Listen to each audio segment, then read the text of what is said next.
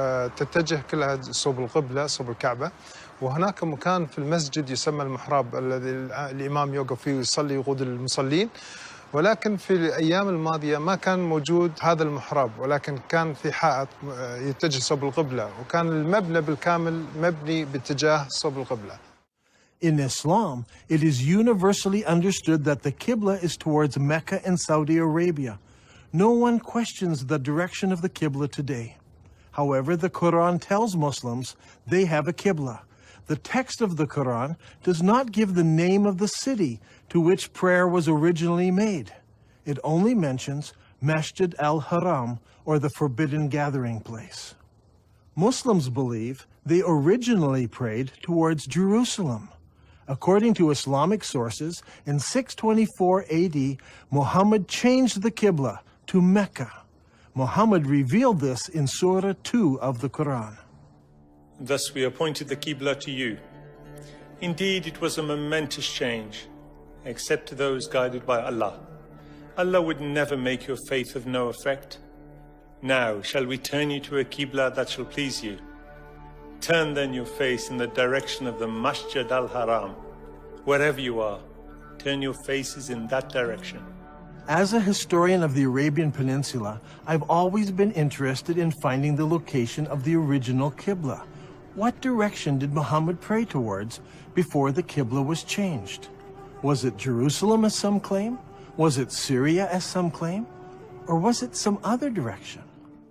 If we were to do this study 100 years ago, it would require an incredible amount of work and research. We would have to travel the world searching ancient sites to find the earliest mosques in Islam. Now, in a few moments, we can do what used to take a lifetime. Google Earth lets us look down on sites from space, and websites like ArcNet can combine the research of hundreds of students and professors. We can examine structures based on various criteria. We choose Islamic buildings, arrange them by date into a chronological list, then determine when they were constructed, check their Qibla direction by using Google Earth, and collate this to determine when the Qibla direction changed towards Mecca. This will give us solid data to work with. Now, determining the Qibla direction is not an exact science. Some of the early mosques, like this one, are not exactly square. So researchers need to find the Qibla wall and project 90 degrees from that wall. Because early buildings were not square, we cannot use the side walls or the back walls.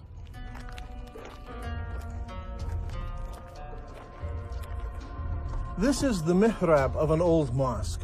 The early Arabs set the Qibla direction using the stars, and they were very accurate. The best way to determine the Qibla direction is to visit the mosque and use an actual accurate GPS unit. Not every mosque can be used for this study. Many of them were totally reconstructed over time, so much so that it is no longer possible to determine their original Qibla direction. However, a number of mosques survive. For instance, there is a mosque called the Mosque of the Two Qiblas in Medina. Islamic history tells us that it was in this very mosque that the companion leading prayers was told of the Qibla change. So he turned around and started praying towards Mecca. The question is, where did he originally face? Muslims have a ready answer. He prayed towards Jerusalem. Now today the Mosque of the Two Qiblas faces Mecca. But in 1987 the mosque was completely torn down so it could be rebuilt.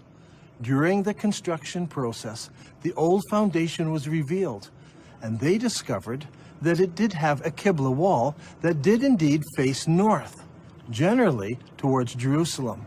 And so Muslims believe originally the Qibla was towards Jerusalem.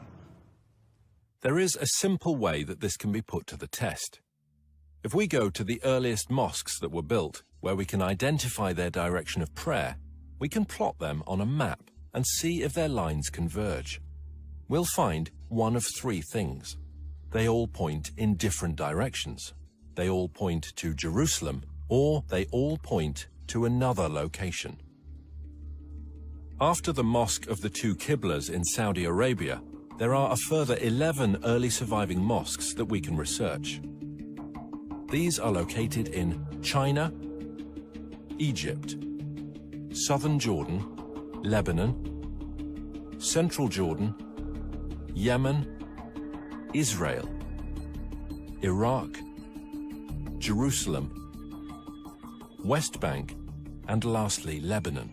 So if we go in the order that they were built, the second surviving mosque was built in Guangzhou, China. Guangzhou is the modern name for what was known as the city of Canton. When Marco Polo reached this city in 1300 AD, he discovered over 100,000 Arab and Persian merchants living there. You see, the Arabs had been trading with the Chinese for hundreds and hundreds of years. This is all well documented. And so Abu Waqas, an uncle of Muhammad, traveled to China on a trade mission. And according to Chinese manuscripts, he built a mosque for the Arabs in Canton in 627 AD, or 6 years after the founding of Islam. I personally examined this mosque and used a GPS unit to determine the mosque's Qibla direction. What I found was surprising. This mosque does not face Mecca. It faces 12 degrees north of Mecca, meaning that it does not face Jerusalem either. Its Qibla passes south of Jerusalem. The next mosque was built in 641 AD, about 20 years after the founding of Islam, in the town of Fustat, just outside of Cairo. This mosque was rebuilt and enlarged several times, so that today the original foundation is no longer evident. However, a description of the original ground plan of the mosque survives, and the Islamic records tell us that the first Qibla pointed east and later had to be corrected towards the south, towards Mecca. The next surviving Islamic building is the Umayyad Palace, built here at Humayma in southern Jordan. Around 700 AD, or about 80 years after the founding of Islam, the Abbas family built a large manor house here. This house had no special mosque area. Rather, the faithful would line up here in the courtyard to pray. This house has a Qibla direction, but it is not towards Jerusalem. The following year, a new mosque was built in Baalbek in Lebanon. Notice that its Qibla does not point to Mecca. 1 year later, the Umayyads built a large and impressive mosque here on the citadel in Amman, Jordan. This mosque points south. Mecca is over there. A couple of years after this, in 705 AD, or 84 years after the founding of Islam, Muslims constructed the Great Mosque of Sana'a in the capital city of Yemen. While this mosque points in the general direction of Mecca, it actually points to the west of Jerusalem. The following year, in 706 AD, the Umayyad Muslim rulers built Khirbat al-Minya, a large palace complex in Israel on the shores of Galilee. This palace complex had a specific room used as a mosque. According to the inscription set into a gateway, it was built 87 years after the founding of Islam by the Muslim ruler Al-Walid. This building and its mosque do not face Jerusalem. That same year, the Muslims also built the Wasit Mosque in Iraq. Originally, archaeologists claimed that this mosque pointed to Jerusalem. However, further research has shown that this mosque points south of Jerusalem. The next mosque is the Al-Aqsa Mosque in Jerusalem itself. This mosque is not the temple dome, but rather the old mosque to the south of the dome. This mosque is already in Jerusalem, but it also has a Qibla, and it does not point to Mecca. The next mosque we come to was built in 724 AD, 103 years after the founding of Islam. This is the Khirbat al-Mafja Mosque near Jericho in the Jordan Valley. This palace was built near the end of the Umayyad dynasty. By looking at the floor plan, we can see that the palace and its mosque faced south rather than towards Mecca. That same year, a mosque was built at Anjar, about 58 kilometers from Beirut. It was built near the end of the Umayyad period, and no more than 30 years later, it fell into ruins and eventually was abandoned. Since it was never rebuilt, we can easily determine the Qibla direction, which does not point towards Mecca or Jerusalem.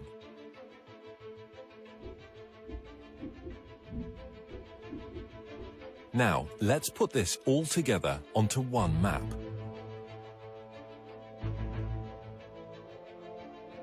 The result is amazing.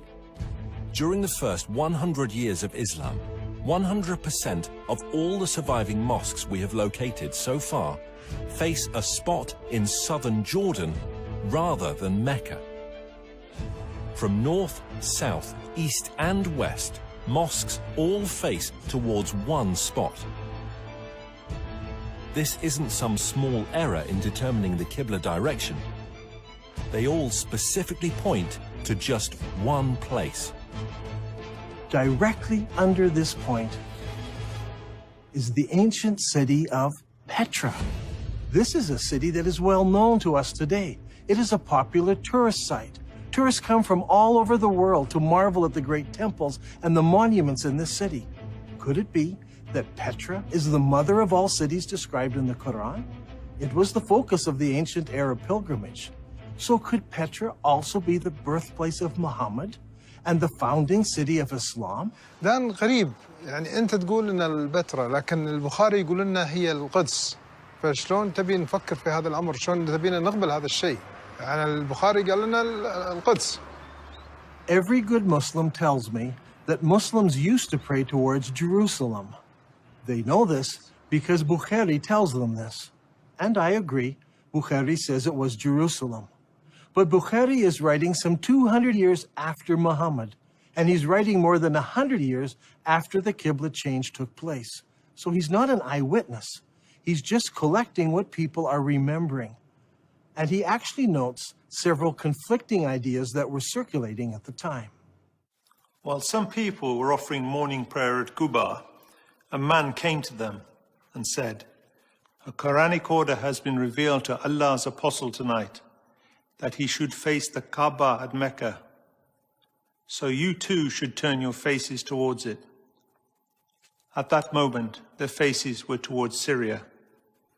And on hearing this, they turned towards the Kaaba at Mecca. I believe that originally Muhammad, while living in Medina, prayed north towards Petra, which was in the Roman province of Syria. By the time Bukhari was collecting his stories, people had forgotten Petra, and everyone remembered that their great-grandparents prayed towards Syria. دان القرآن يقول لنا مسجد الحرام في بكة، فيا ترى بكة وين موقعها الحقيقي؟ Those who bring up the argument about Becca raise an interesting point. I agree that in Islamic literature, the name Becca is synonymous with the first holy city of Islam. When Muhammad was a young man, the people decided to rebuild the Kaaba. In the rubble, they found several building blocks with inscriptions written in Syriac, the language of the Nabateans. They found a Jew who could translate it for them. "I am Allah, the Lord of Becca. I created it on the day that I created heaven and earth, and formed the sun and moon, and I surrounded it with 7 pious angels. It will stand whilst its 2 mountains stand, as a blessing to its people with milk and water." The word Becca is an ancient Semitic word which means to weep or lament. If a location was assigned the title Becca, it would mean the place of weeping. The name Becca has never been used of Jerusalem. It appears only once in the Bible in Psalm 84. Here it is used in reference to a valley of weeping. But the Quran also speaks of a valley of weeping, where Hagar was weeping over Ishmael. The Quran places this story in Becca, which is the early name for the place where the Kaaba was built. Surely this location was not Jerusalem, which is built on top of a mountain and not in a valley. I think the answer is quite simple. There were many major earthquakes in Petra, such as the one in 551 AD, only 19 years before Muhammad was born. We are told that during that earthquake, much of Petra was destroyed. Petra could have been called the Valley of Becca because so many people were killed over so many years from all the earthquakes. If Petra is the holy city of Islam, then there should be evidence of Muhammad's tribe, the Quraysh, around Petra. If Dan Gibson can find Muhammad's tribe, it will greatly support his theory that Muhammad was from the Petra region and not from Mecca.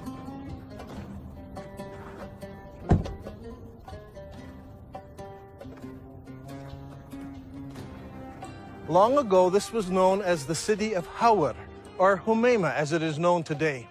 Archaeologists have uncovered a farmhouse belonging to the Abbasid family and a mosque built some time later. When the Muslims of Iraq defeated the Umayyads of Damascus, they wanted a member of Muhammad's family to support and legitimize their revolt. And so they came here to Humayma, 27 miles from Petra. It was here that they found Muhammad's family and the Quraysh tribe. They didn't go to Mecca in Saudi Arabia or Medina. They came here to Humayma, 27 miles outside of Petra. It was here that they found the Quraysh tribe and the family of Muhammad, not in Saudi Arabia. So far, we have discovered that the early mosques of Islam all faced the ancient city of Petra. But does the city of Petra fit the Islamic descriptions of the original holy city of Islam? There is a story told by all of the early biographers of Muhammad. It concerns Abdullah, Muhammad's father. He was working in the field one day and he came home with dirt on his hands. He went in to his first wife and said, "Lie with me," but she refused because he was dirty. So he went out, washed off the soil, went into his next wife, Amina. She conceived, and in this way, Muhammad was born. What is important to us about this story is that all of the early writers use the same word for the dirt on Abdullah's hands. They all use an Arabic word for soil, especially the soil of a cultivated plot or field. The problem is, there is no cultivatable land near Mecca. However, when we come to Petra, we discover that Petra had water, fields, and trees. According to archaeologists, there were private and public gardens, as well as running water brought into the city through aqueducts and clay pipes. Archaeologists have described fruit trees, grapes, and gardens existing in ancient Petra. Even today, there are cultivated plots of land between Petra and El Beida, which is 5 kilometers away. By analyzing ancient soil, researchers have discovered that only 100 years ago, the hills around Petra were covered with trees, including oak, juniper, pistachio, and carob. Not only did the holy city have trees and fields, it was also a walled city. Ibn Ishaq says, and they surrounded him by the walls of Mecca. Now this is very puzzling because Mecca had no city walls. Some think perhaps this was a house in Mecca, but Ibn Ishaq specifically says the walls of Mecca. But Mecca was not a walled city. So what about Petra? Petra was built in a valley. On either side of the valley were large mountains with cliffs. These cliffs were as good as city walls. So the people of Petra built walls from one mountain cliff to the other mountain cliff, both on this side of the valley and also on the other side of the valley. So Petra had city walls. Another distinctive feature in Petra is that it contains a very unique stream. Now, usually you have a valley with mountains on one side, mountains on the other, and a stream running down the center of the valley. But in this case, long ago, earthquakes cracked these mountains so that there is a crack in that mountain, water runs through that crack, across the valley, and out the crack in the other side. The Nabateans built a colonnaded street from one mountain to the other mountain, and beside it was a rainwater course. Let's go down there. Now, in Islam, one of the duties of the pilgrims is to go 7 times between 2 mountains called Marwa and Safa. What is interesting is that Bukhari tells us that Muhammad chose to do this, running in the rainwater course between the 2 mountains. But there are problems. Safa and Marwa are just small rocks. Today they're housed right inside of the mosque building. As you can see on this drawing, there was no rainwater course between these two rocks. But here in Petra, the description fits exactly from one mountain to the other. There are 4 ways into the Petra Basin. Since Petra is in a valley, one could enter from either end of the valley. During the year of the contest of Mecca, the Prophet entered Mecca through its upper part. But there were also other ways of entering Petra. The ancient records tell us that the holy city could be entered and exited by a crack in the rocks. In Arabic, this is called a thaniya. Al-Bukhari mentions this several times. Allah's apostle used to enter Mecca from the high Thaniya and used to leave Mecca from the low Thaniya.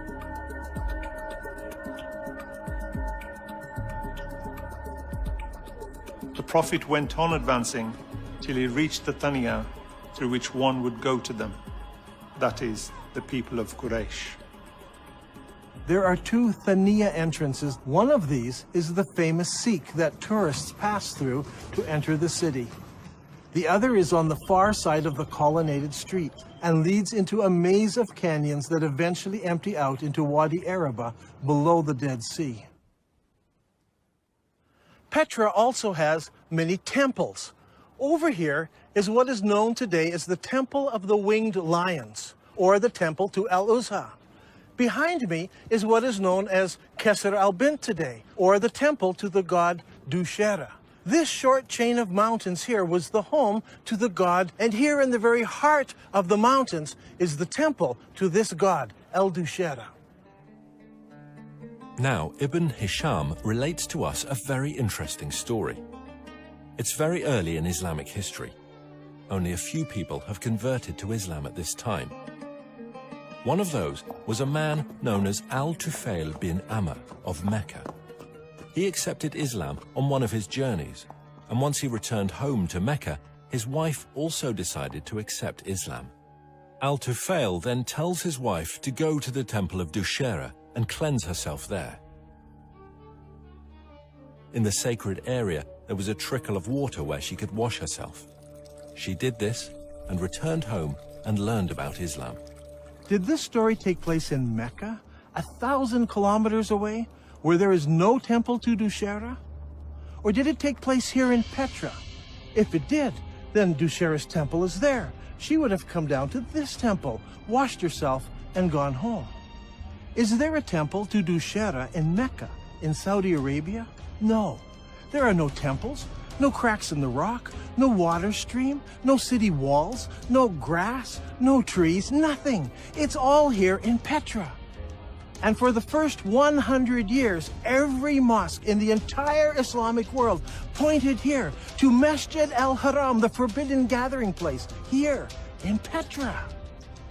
There is no other city in the world that fits this description so perfectly.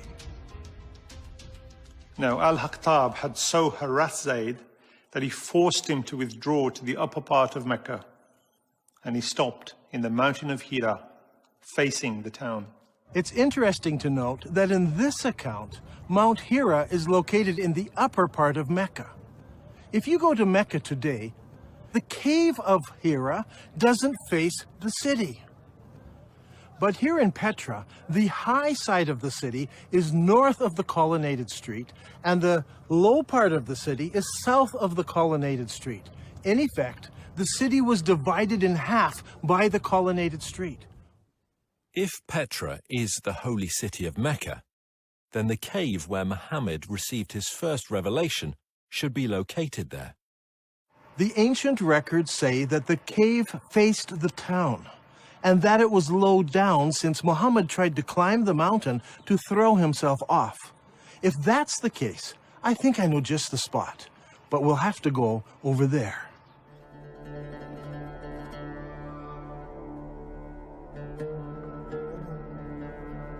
Here in this cave, we can see where there are many various god blocks.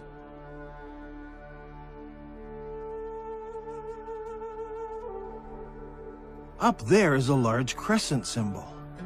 This is just the sort of cave where young men would go to contemplate the meaning of life.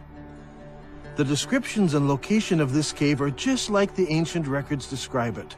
Just outside of the city, the entrance facing the city, and evidence that people spent time here in religious worship and meditation. I think that this is one of the holiest spots for all of Islam, and it's here, in Petra.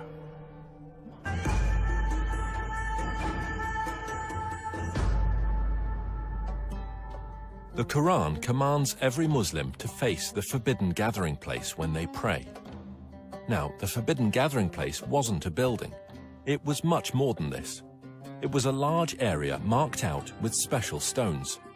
These stones marked the boundary around the sacred area. No killing was allowed inside this area. Even birds were not killed. Now, what kind of stones would you need to mark out such an area? If you had just small round stones, they would be lost among the other stones of the desert. They must have been larger stones. And there should have been something special about them, so that you knew for certain that this was the boundary of the sacred area. Today, in Mecca, there are no special boundary stones. Historians have long wondered what these marker stones might have looked like, but they seem to have been lost in the years that have passed since then. Or perhaps they were never there. If Petra is the original holy city of Islam, then of course the special stones wouldn't be in Mecca. They would be in Petra. Now there's a feature about Petra that's absolutely fascinating. Whenever tourists come to this city, they pass by a number of square-cut stones known as the Jinn rocks. This is a fanciful name given to them by the local Bedouin. What is interesting is that there are more than 20 of these large square stones marking all of the entrances of the city. Is it possible that these mark out the forbidden sanctuary? Perhaps that's why they're not located in Mecca. If that is true, then Masjid al-Haram, or the forbidden sanctuary, would have been located here. And if it was located here, then the Kaaba would have been located here as well. But it's not, because a man named Ibn Zubair moved it. So far in this program, we have been examining the direction of prayer that Muslims originally faced. As we've seen, all of the mosques constructed during the first 100 years of Islam pointed to Petra. By using the two mosques on the Amman citadel, Dan Gibson has determined the approximate years when the Qibla direction changed. Does Islamic history give us any clues as to why the direction of prayer might have changed?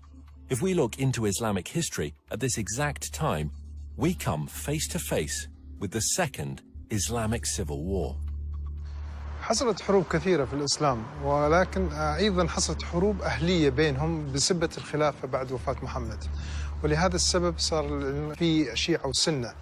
الأمويين فازوا اللي هم السنة، والحكم بدأ من دمشق.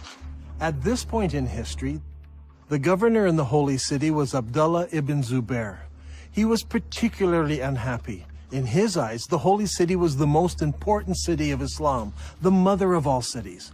But the Umayyad rulers chose Damascus as the new capital city, and a lot of people were unhappy with the corruption and the infighting in Damascus. So in 683 AD, about 64 years after the founding of Islam, Ibn Zubair declared himself caliph in the holy city, and that started the Second Islamic Civil War. The Umayyads reacted strongly and sent an army against the holy city. Ibn Zubayr then did a shocking thing.